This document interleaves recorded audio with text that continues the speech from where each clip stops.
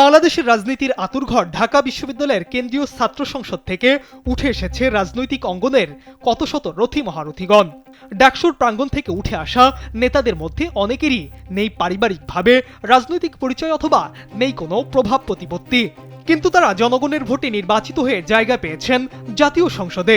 ডাকসুর আঙিনা থেকে উঠে আসা এমন দুজন নেতা এবার জাতীয় সংসদ নির্বাচনে তাদের জনপ্রিয়তার প্রমাণ করেছেন। জাতীয় রাজনীতির সর্বোচ্চ নীতি নির্ধারণী ফোরাম জাতীয় সংসদে পা রাখছেন নুরুল হক নূর ও আখতার হোসেন। ত্রয়োদশ জাতীয় সংসদ নির্বাচনে তরুণ প্রজন্মের এই দুই প্রতিনিধি বেসরকারিভাবে বিজয়ী হয়ে দেশের সংসদীয় রাজনীতিতে এক নতুন অধ্যায়ের সূচনা করেছেন।